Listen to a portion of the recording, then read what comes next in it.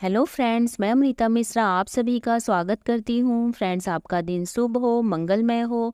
आज मैं आप सभी को बृहस्पतिवार की व्रत कथा सुना रही हूँ। उससे पहले विघ्नहर्ता गणपति जी की जय, विष्णु भगवान की जय, विष्णु प्रिया लक्ष्मी मैया की जय।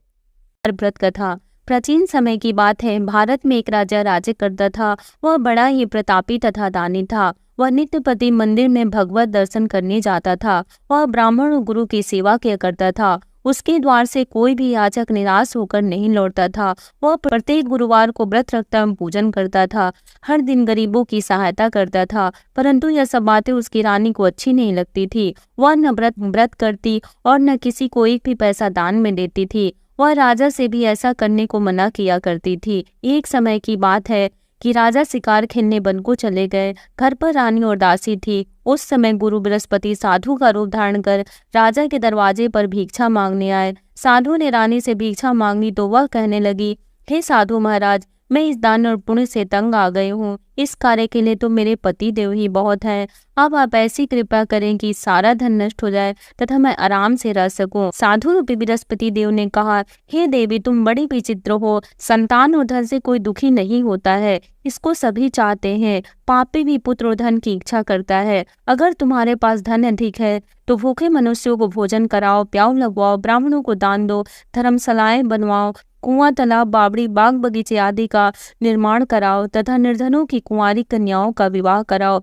साथ ही यज्ञ आदि करो। इस प्रकार के कर्मों से आपके कुल का और आपका नाम परलोक में भी सार्थक होगा एवं तुम्हें भी स्वर्ग की प्राप्ति होगी। परंतु रानी साधु की इन बातों से खुश नहीं हुई। उसने कहा, हे साधु महाराज, मुझे ऐसे धन की आवश्यकता नहीं जिसको मैं अन्य लोगों को दान देती फिरूं तथा जिसको रखने और संभालने में ही मेरा सारा समय नष्ट हो जाए। साधु ने कहा, हे देवी, यदि तुम्हारी ऐसी ही इच्छा है तो जैसा मैं तुम्हें बताता हूँ तुम वैसा ही करना। बृहस्पतिवार के दिन घर आंगन को गोबर से लिपना, अपने केसों को पीली मिट्टी से धोना, केसों को धोते समय स्नान करना, राजा से कहना वह हजामत करवाए, भोजन में मांस मदिरा खाना, कपड़े धोबी के हाथ धुलने देना। इस प्रकार 7 बृहस्पतिवार करने से तुम्हारा सारा धन नष्ट हो जाएगा। यह कहकर साधु महाराज रूपी बृहस्पति देव अंतर ध्यान हो गए। रानी ने साधु के कहने के अनुसार 7 बृहस्पतिवार तक वैसा ही करने का विचार किया। साधु के बताए अनुसार कार्य करते हुए केवल 3 बृहस्पतिवार ही बीते थे कि उसकी समस्त धन संपत्ति नष्ट हो गई। भोजन के लिए दोनों समय परिवार तरसने लगा तथा सांसारिक भोगों से दुखी रहने लगा। तब राजा रानी से कहने लगा कि हे रानी, तुम यहाँ पर रहो, मैं दूसरे देश को जाता हूँ, क्योंकि यहाँ पर मुझे सभी मनुष्य जानते हैं, इसलिए मैं यहाँ कोई काम नहीं कर सकता। मैं अपर देश जा रहा हूँ, वहाँ कोई काम धंधा करूंगा, शायद हमारे भाग्य बदल जाए। ऐसा कहकर राजा प्रदेश चला गया। वह वहां जंगल से लकड़ी काट कर लाता और शहर में बेचता। इस तरह जीवन व्यतीत करने लगा। इधर राजा के बिना रानी और दासियां दुखी रहने लगी। किसी दिन भोजन मिलता और किसी दिन जल पीकर ही रह जाती। एक समय रानी और दासियों को 7 दिन बिना भोजन के व्यतीत करने पड़े तो रानी ने अपनी दासी से कहा, हे दासी, यहाँ पास ही के नगर में मेरी बहन रहती है, वह बड़ी धनवान है, तू उसके पास जा और वहां से 5 सेर बेधन मांग कर ले आ, जिससे कुछ समय के लिए गुजारा हो जाएगा। दासी रानी की बहन के पास गई। रानी की बहन उस समय पूजा कर रही थी। बृहस्पतिवार का दिन था। दासी ने रानी की बहन से कहा, हे रानी, मुझे आपकी बहन ने भेजा है, मुझे 5 से बेझर दे दो। दासी ने यह बात अनेक बार कही, परंतु रानी की बहन ने कोई उत्तर नहीं दिया, क्योंकि वह उस समय बृहस्पतिवार की कथा सुन रही थी। जब दासी को रानी की बहन से कोई उत्तर नहीं मिला तो वह बहुत दुखी हुई। उसे क्रोध भी आया। वह लौटकर रानी से बोली, हे रानी, आपकी बहन बहुत ही घमंडी है, वह छोटे लोगों से बात भी नहीं करती। मैंने उससे कहा तो उसने कोई उत्तर नहीं दिया। मैं वापस चली आई। रानी बोली, हे दासी, इसमें उसका कोई दोष नहीं है। जब बुरे दिन आते हैं तब कोई सहारा नहीं देता। अच्छे बुरे का पता विपत्ति में ही लगता है। जो ईश्वर की इच्छा होगी वही होगा। यह सब हमारे भाग्य का दोष है। उधर रानी की बहन ने सोचा कि मेरी बहन की दासी आई थी, परंतु मैं उससे नहीं बोली, इससे वह बहुत दुखी हुई होगी। अतः कथा सुन और विष्णु भगवान का पूजन समाप्त कर वह अपनी बहन के घर आई और कहने लगी, हे बहन, मैं बृहस्पतिवार का व्रत कर रही थी, तुम्हारी दासी हमारे घर गई थी, परंतु जब तक कथा होती है तब तक हम लोग न उठते और न बोलते हैं, इसलिए मैं नहीं बोली। कहो दासी, क्यों गई थी? रानी बोली, बहन, हमारे घर अनाज नहीं था, वैसे तुमसे कोई बात छिपी नहीं है, इस कारण मैंने दासी को तुम्हारे पास 5 सिर बेजर लेने के लिए भेजा था। रानी की बहन बोली, बहन देखो, बृहस्पति भगवान सबके मनोकामना पूर्ण करते हैं। देखो शायद तुम्हारे घर में ही अनाज रखा हो। यह सुनकर दासी घर के अंदर गई और वहां उसे एक घड़ा बेजर का भरा मिल गया। उसे बड़ी हैरानी हुई क्योंकि उसने एक एक बर्तन देख लिया था। उसने बाहर आकर रानी को बताया। रानी अपनी दासी से कहने लगी, हे रानी देखो, वैसे हमको जब अन्न नहीं मिलता तो हम रोज ही व्रत करते हैं। अगर इनसे व्रत की विधि और कथा पूछ ली जाए तो उसे हम भी कर लिया करेंगे। दासी के कहने पर रानी ने अपनी बहन से बृहस्पतिवार के व्रत के बारे में पूछा।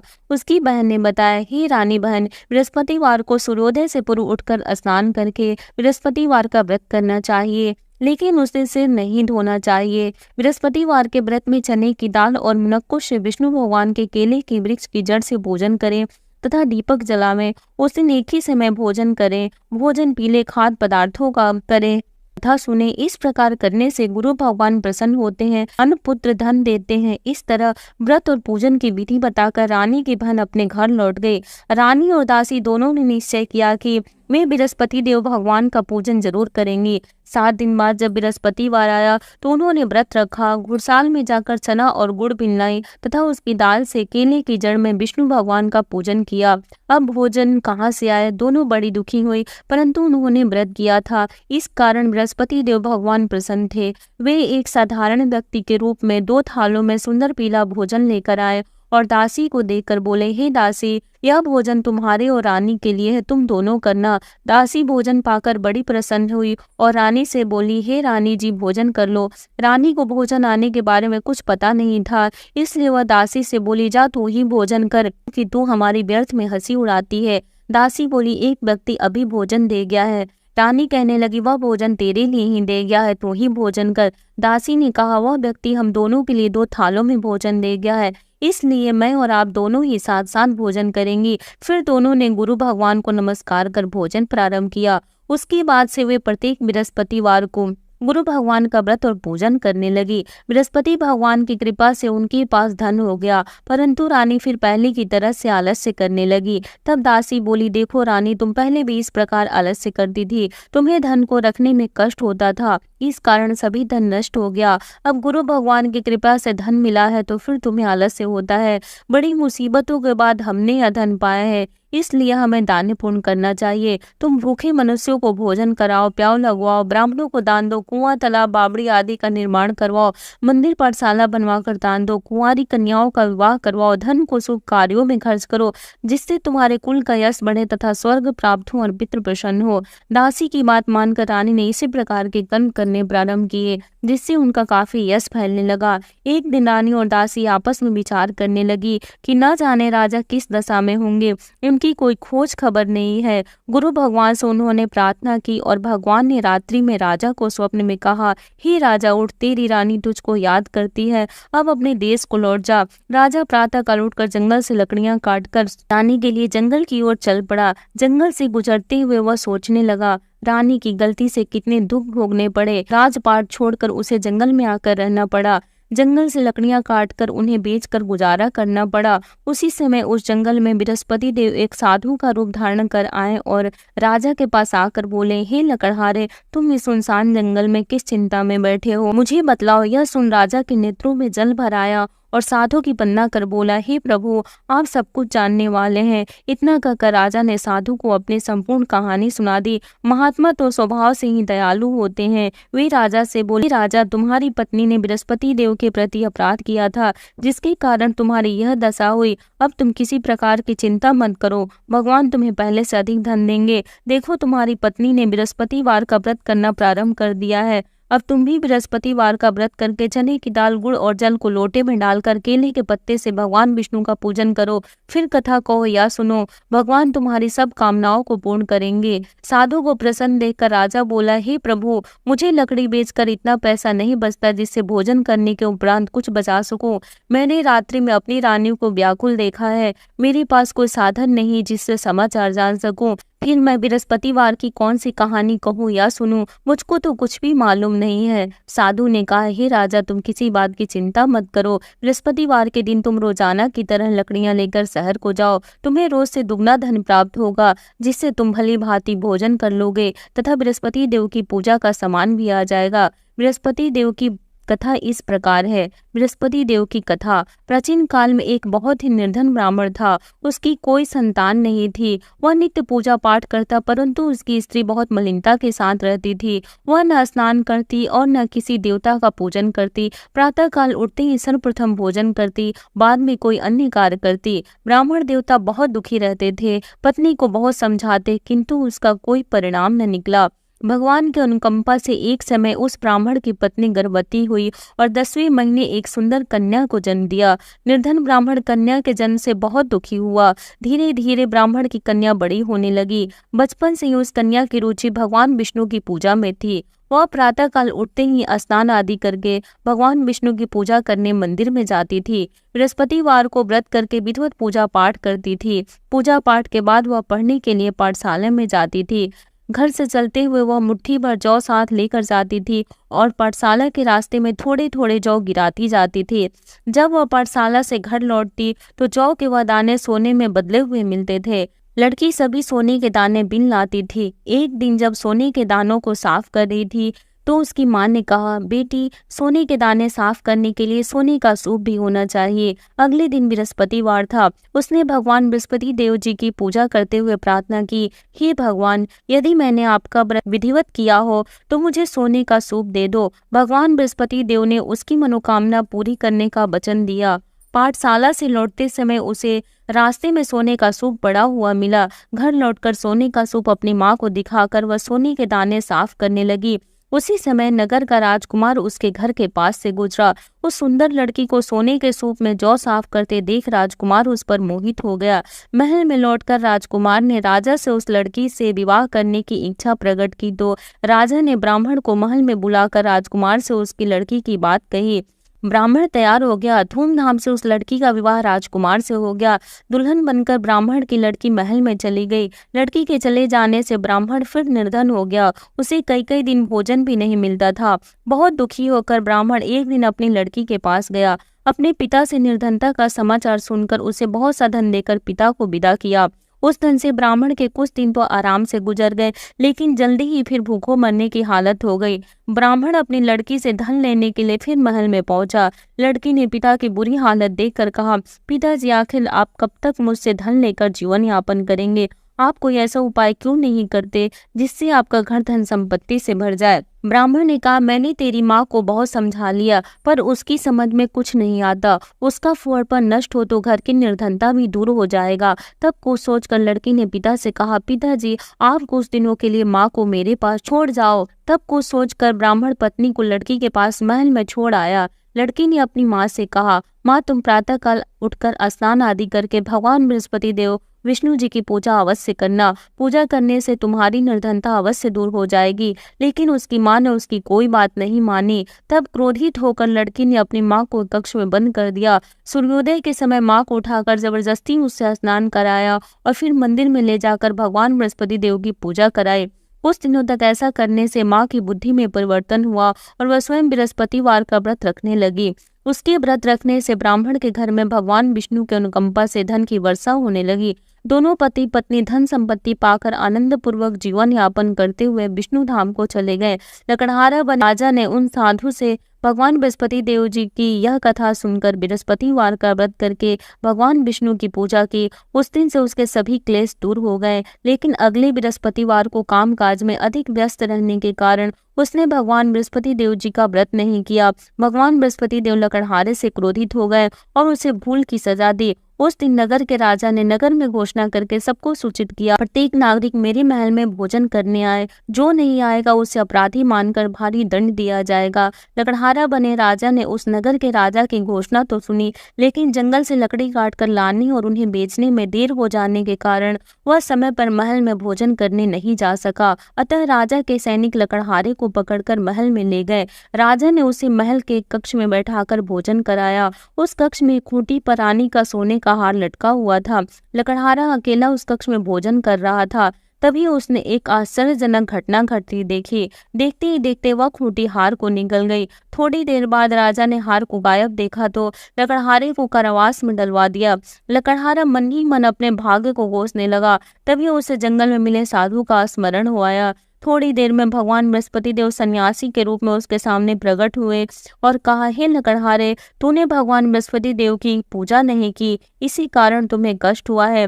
लेकिन अब चिंता मत करो, बृहस्पतिवार के दिन कारागार के दरवाजे पर तुम्हें कुछ पैसे पड़े हुए मिलेंगे। उन पैसों से भगवान बृहस्पति देव का व्रत करके उनकी पूजा करोगे तो तुम्हारे सब दुख नष्ट हो जाएंगे। बृहस्पतिवार के दिन दरवाजे पर पड़े मिले पैसों से चने और गुड़ मंगाकर लकड़हारे ने बृहस्पतिवार की कथा कही तो भगवान बृहस्पति देव ने प्रसन्न होकर उस नगर के राजा को स्वप्न में लकड़हारे को कारागार से मुक्त करने को कहा। सुबह राजा ने अपने कक्ष में आकर देखा तो खूंटी पर रानी का हार टंगा हुआ था। राजा ने लकड़हारे को मुक्त कर दिया और उसे धन और आभूषण देकर विदा किया। लकड़हारा बना राजा उस नगर से चलकर अपने नगर में पहुंचा तो उस नगर में कुएं, धर्मशालाएं, बाग बगीचे देखकर बहुत प्रसन्न हुआ।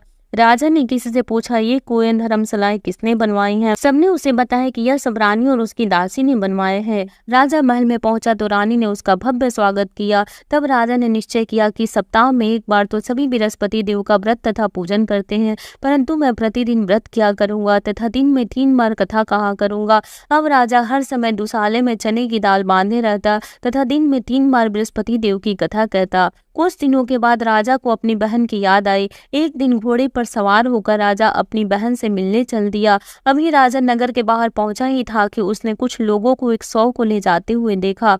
राजा को स्मरण हो आया कि आज उसने किसी को बृहस्पतिवार की व्रत कथा नहीं सुनाई है। राजा ने उन लोगों को रोककर कहा, भाइयों, अब 100 को ले जाने से पहले मुझसे बृहस्पतिवार की कथा सुन ले। लोगों ने राजा पर क्रोधित होते हुए कहा, तुम पागल तो नहीं हो? लेकिन कुछ बड़े बूढ़े लोगों ने कहा, अच्छा भाई, साथ में चलते चलते तुम अपनी कथा भी सुना लो।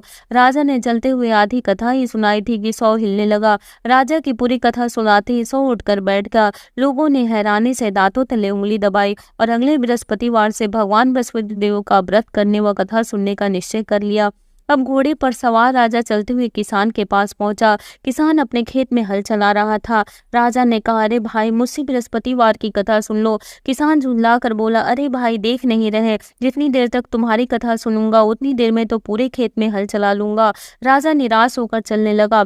तभी किसान के बैल लड़खड़ाकर जमीन पर जा गिरे। किसान के पेट में भी जोरों का दर्द होने लगा। उस किसान की पत्नी जब खाना लेकर आई तो उसने किसान से इस बारे में पूछा। किसान ने घुड़सवार की पूरी कहानी सुनाई। किसान की पत्नी दौड़ती हुई राजा के पास पहुंचकर हाथ जोड़कर बोली, भैया, मैं तुम्हारी कथा सुनने को तैयार हूँ। राजा ने उसके साथ खेत पर पहुंचकर बृहस्पतिवार की कथा सुनाई। तभी बैल उठकर खड़े हो गए। किसान के पेट का दर्द भी तुरंत ठीक हो गया। राजा अपनी बहन के घर पहुंचा तो उसकी बहुत आवभगत हुई। अगले दिन सुबह उठकर राजा ने देखा घर के सभी लोग भोजन कर रहे हैं। किसी भूखे को बृहस्पतिवार की कथा सुनाए बिना राजा भोजन नहीं करता था।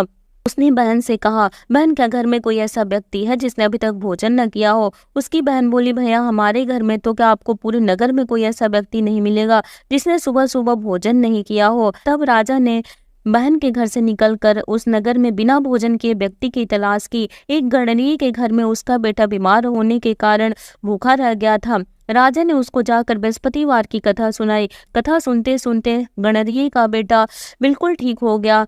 सबने राजा की बहुत प्रशंसा की। एक दिन राजा ने अपनी बहन से कहा, बहन, अब हम अपने घर को जाना चाहते हैं, तुम भी हमारे साथ चलो, कुछ दिन वहां रहकर लौट आना। राजा की बहन ने अपनी सास से पूछा तो सास ने ताने देते हुए कहा, वो मायके जाना तो अकेली जाना, मेरे पोतों को नहीं ले जाना। तुम्हारे भाई की कोई संतान नहीं है, कहीं तुम्हारी भाभी मेरे पोतों पर कोई जादू टोना न कर दे।